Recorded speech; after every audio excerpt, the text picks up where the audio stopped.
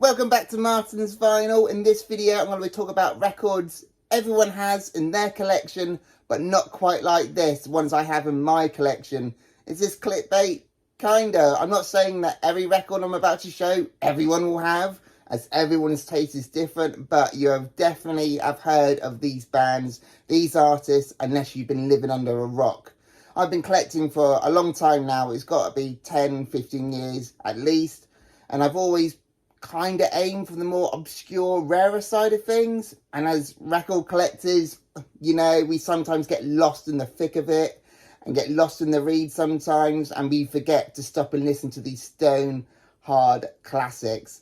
So this is a video a lot different to what I normally do on my channel, but here's the kicker: when it comes to collecting the more common classic rock stuff that you find anywhere and you've heard a million times on the radio, for me to pick up and put in my collection, it's either got to be a really clean original first press or something very different, something unique about it that makes it a lot more interesting to me. And that's what this video is all about. So let's do it.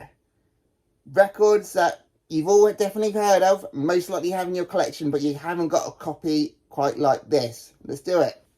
Okay, first up we have got Fleetwood Mac, Rumours from 1977. Fleetwood Mac, maybe you've heard of them. Probably one of the most recognised albums of all time. One of the biggest selling albums of all time anyway. Every song is unskippable. Not one bad song on here. The album is embedded to most people's DNA. I've been wanting to add to my collection for the longest time, but a banged up pre-owned copy wasn't going to cut it. I've said it before, yes, it's hard to find the rare records that most people have never heard of and cost a fortune.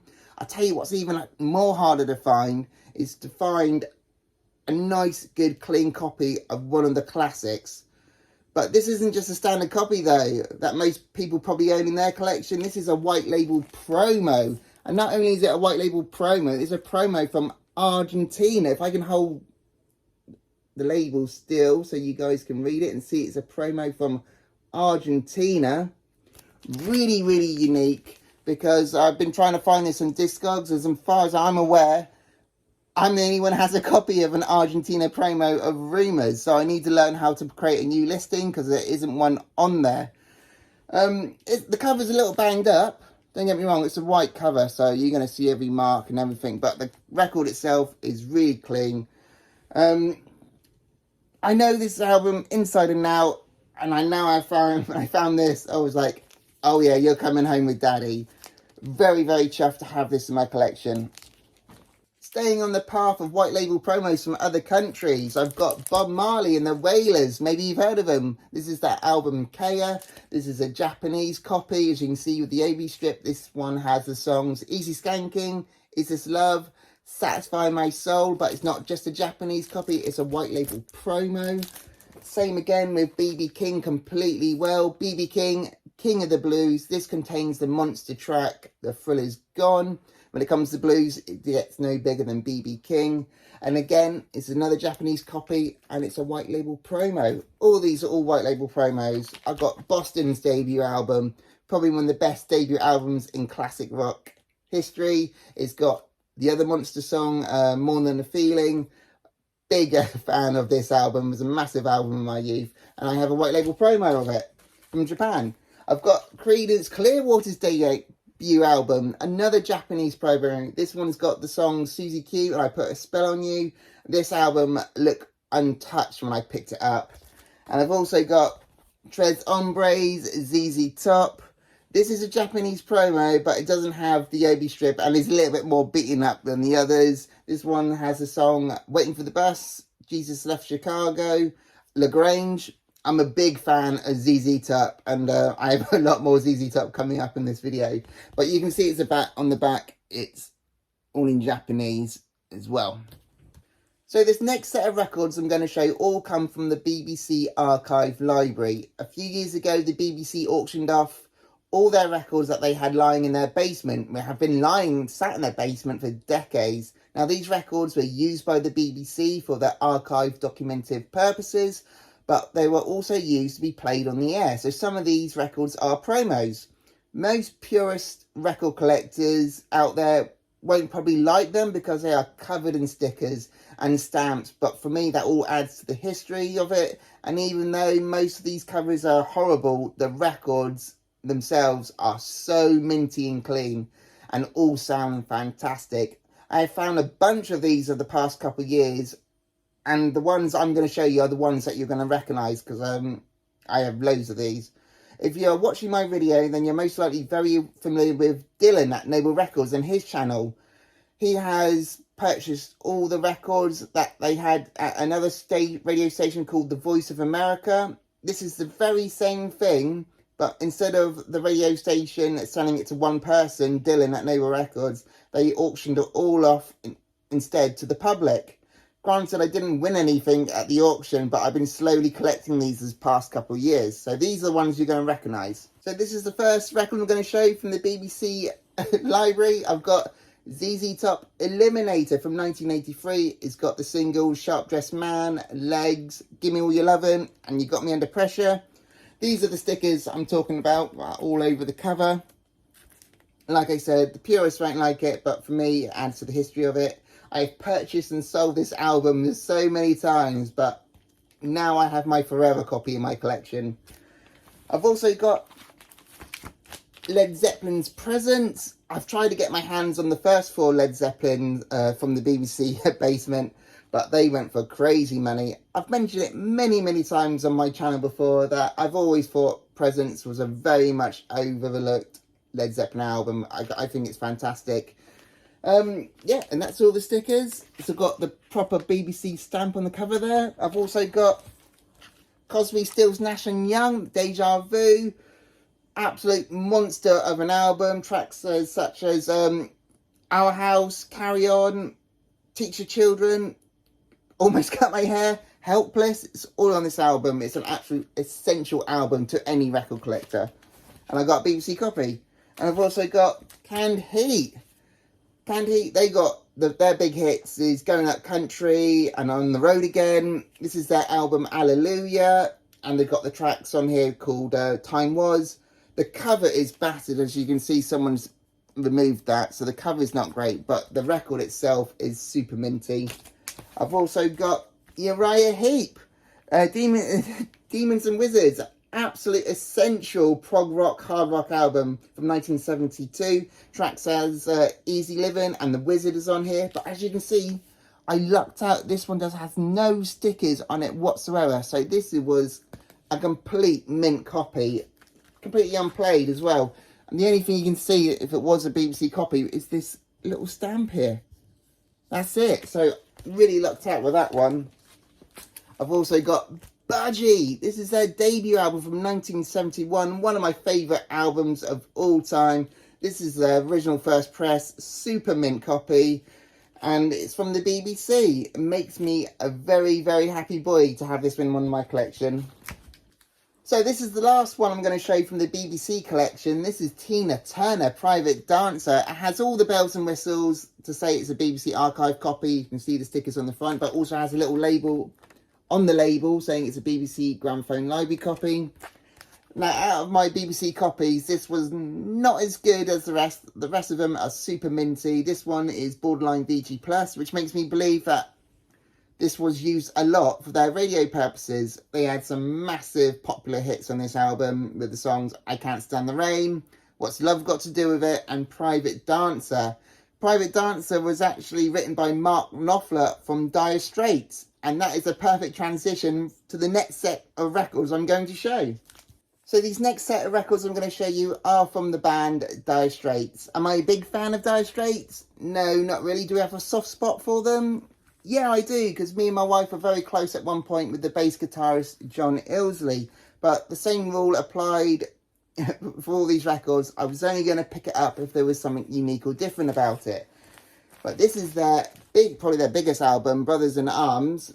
And as you can see, it's a promo only, not for sale copy. This is actually a promo sampler. There's only 4 tracks on this album. It's got the songs So Far Away, Money for Nothing, Brothers in Arms, and Ride Across the River. These were handed out to record stores so the record stores could play it in the store to help promote the album. Not only I got that one, I've also got their debut album.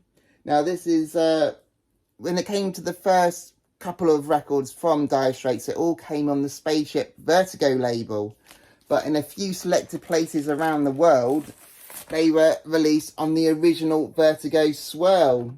Now when it comes to record collectors, that swirl makes us drool a little bit. Very highly collectible amongst us record collectors. I've got that one. I've also got to say, yeah, I'm not a big fan of Dire Straits, but the song Six Bladed Knife from this album is really good. So I've got to give credit when credit's due. It's also the same for this album, Dire Straits Making Movies. This is another Vertigo Swirl. Now this one contains the song Tunnel of Love and Romeo and Juliet. Now with this one, this is Communique. And let me just grab the record out so I can show you properly. Now this is the Spaceship label. That's what most original copies came on. But this one's very unique indeed, because I flip it over. It's a white label test pressing. This is a one-sided test pressing.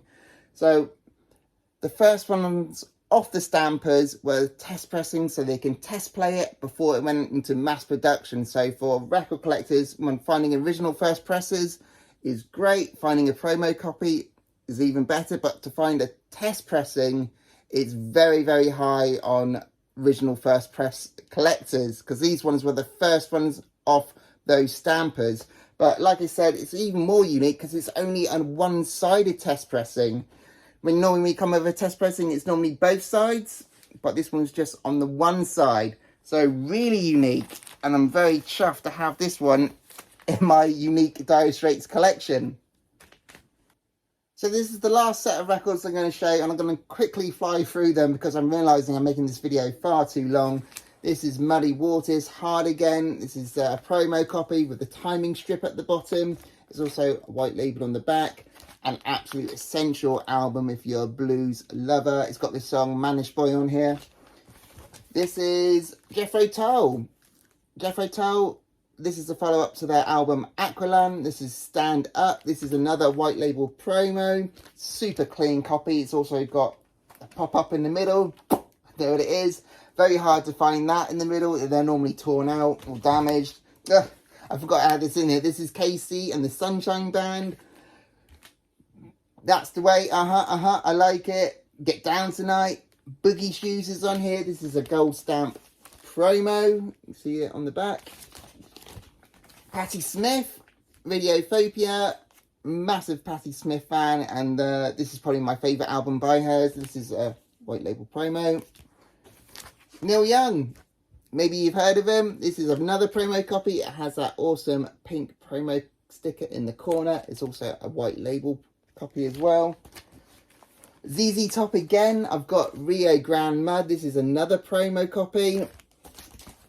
ZZ Top Dig Gelo. Now this is the outer sleeve. This is super hard to find, but this was released in a very few select places, but was also released for their promotional purposes.